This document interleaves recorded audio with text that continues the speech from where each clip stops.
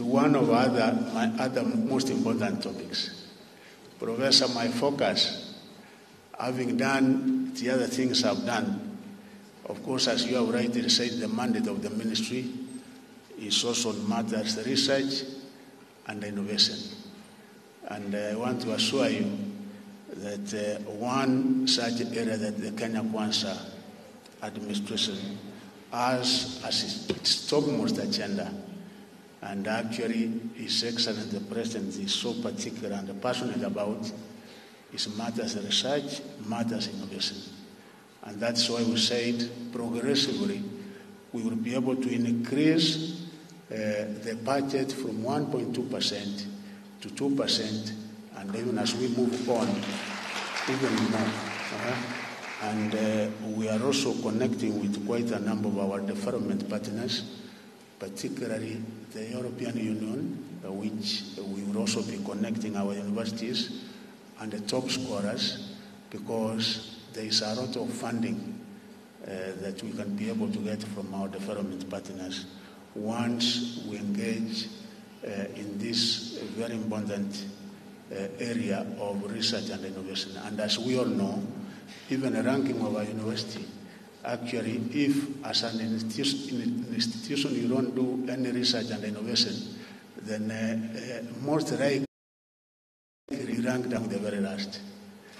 Almost each and every country now, what is top of in the agenda is innovation.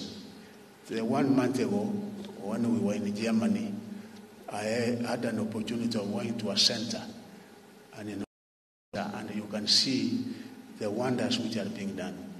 When we were with the president the other day in Kigali, we also had an opportunity of seeing the Innovation University in Kigali coming up very, very well. Actually, we found also quite a number of Kenyan students in that university. There is another university focusing on agriculture, and we went with the president. We were taken through the very good innovation that is coming out of the students, particularly in matters concerning agriculture. And I'm sure we can be able to do much more than what we are doing. And as I've said, in the means of education and as government, having sorted out quite a number of other issues that we were sorting out, my main focus now is coming to research and innovation. And I'm sure that the experts we have here, the professors, we will be able to engage so that we are able to take Kenya into another level. And I thank the University of Nairobi, because when we also had a meeting of African ministers in Kigali the other day, Nairobi University is one that was also identified from Kenya, which is benefiting out of the engineering, technology, and mathematics. There is that exchange program. And the students here, there are also many more other opportunities. Apart from the Kenyan universities, I said, when I was in UK last week, we did engage with the Secretary General of Commonwealth, because as of now, I happen to be the chairman of Commonwealth Group of Ministers, and the Secretary General, who was given a global award because of innovation, has been able to get, for us, Kenya, because I discussed and said, no, as chairman, I have to get something for Kenya. I do not want to leave UK, and having chaired that meeting of ministers for Commonwealth, so we have 400 places where our students will also be able to go to universities in UK, those ones joining first degree, and other Commonwealth countries. So that one, Gitwai and Wahome, we will also be surrendering those 400 places, so that competitively you can also give those opportunities. They are sponsored 100% scholarships, so our students will be able to access some of the top universities in the world through the kind of scholarship we are getting from Commonwealth, and many more other scholarships which some of our people don't know.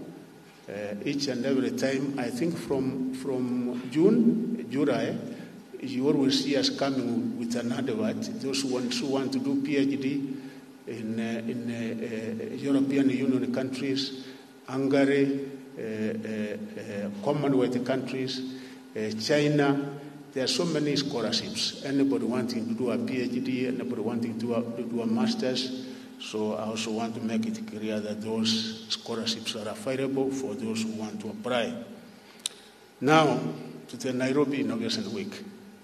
I must commend the university for consistently organizing the Nairobi Innovation Week, now in its 7th edition. This event helps us to accelerate innovation, enterprise, and sustainable development in our country. As we all know, innovation is the backbone of economic growth and prosperity. It is through innovation that we can create new solutions to existing problems and introduce new products and services and drive economic growth. The government of Kenya recognizes the importance of innovation and has made it a priority in its development agenda. The theme of this year's Nairobi Innovation Week, Innovation and Commercialization for Sustainable Development, aligns with the government vision of fostering innovation to drive sustainable development. We must therefore embrace innovation and commercialization to build an inclusive economy that leaves no one behind. At the heart of sustainable development are micro, small and medium enterprises, which have become an essential part of Kenya's economy. These enterprises have become the backbone of our economy, creating jobs, generating wealth, and boosting national income. By supporting these enterprises, we can increase employment opportunities, stimulate economic growth, and improve the standards of living of our people. As we are all aware, technology and innovations have transformed lives throughout the world in the last few years. Sectors such as education, health, agriculture, commerce, transport, banking, and communication have experienced major changes that have been largely propelled by technology and innovations. The recent encounter with the COVID-19 is a perfect example of how innovations can be deployed to avert devastating occurrences. When the entire human race was placed under mandatory lockdown, it took innovations in the form of sanitary practices and vaccines to restore hope of reopening of the world. In the same vein, universities harness the power of internet-facilitated technologies to continue supporting research, offering the learning service, and even graduating students during the pandemic. Many youths have resorted to offering goods and services throughout the internet. The Asura Fund, one of the startup empowerment projects of the government's bottom-up strategy, has been managed and prepared seamlessly using digital fintech innovation. There is still great potential for digital innovation to enable social inclusion and enterprises. Universities have a great role to play by providing practical solutions to the problems affecting their society. The current call to the lecturers to publish or perish has worked well on the theme of knowledge creation.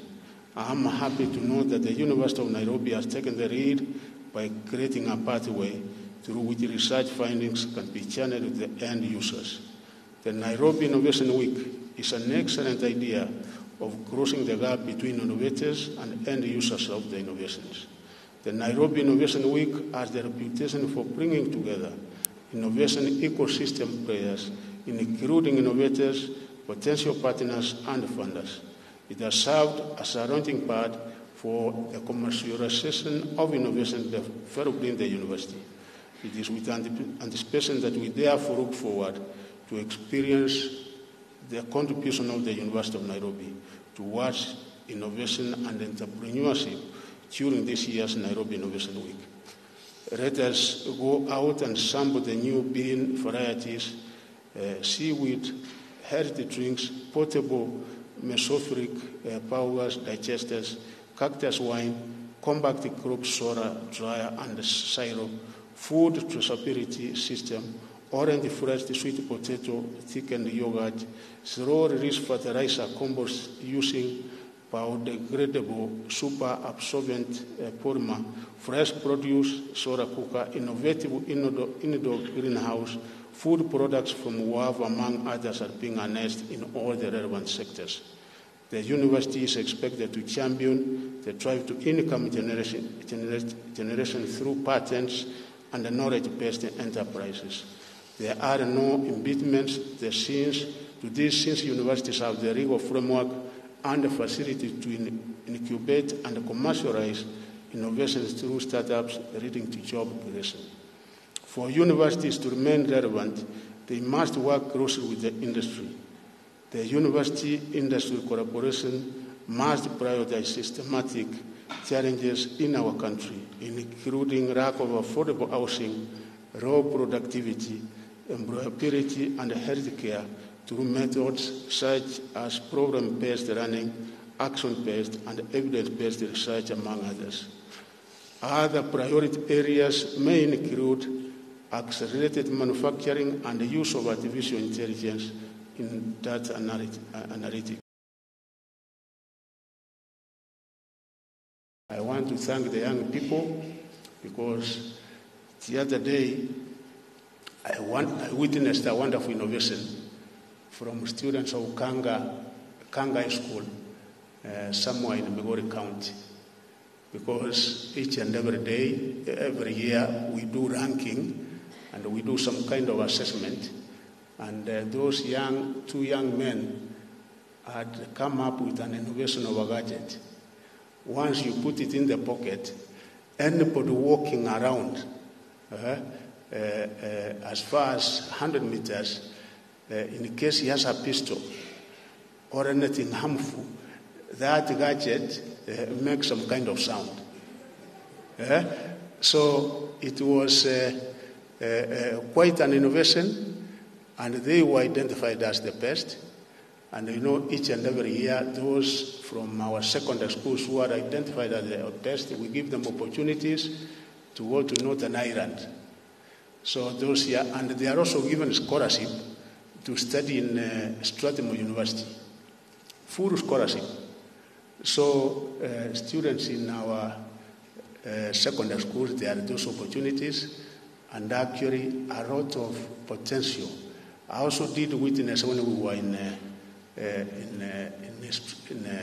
Mombasa the other day, creative art, that our young people have solutions that some of them we say we don't have, but the solutions are in our midst. Such that what we require is to give them encouragement. We require to nurture that talent, and even the talent that we were able to witness and confirm that we have in Mombasa. On the 2nd of June, we will be taking those young men to State House, because we also want to commercialize it. Even drama, even art, we don't want it to be left at that level, because what has been happening before, yes, it is there for entertainment, it is there to educate, but we now want to take it to another level where we can be able to make it commercial in a way that when one is good in that area, we can also be able to promote that particular character, probably even to another country, even here locally, so that we know it is not just doing it and ending it there. And even the pathways that we have created under CPC, something that it never used to be there. We now have music, we now have art as a pathway that one can be able to get into. Such that, yes, we are saying STEM, science, technology, engineering, and mathematics, but at the same time, we are saying if one is good in a certain area, we also encourage that particular person and we nurture that talent, because we can all not be the same. So we will be able to give you all the support required in this, because when you engage and travel in the world, where the world is going now is innovation. And I think our young people are very promising.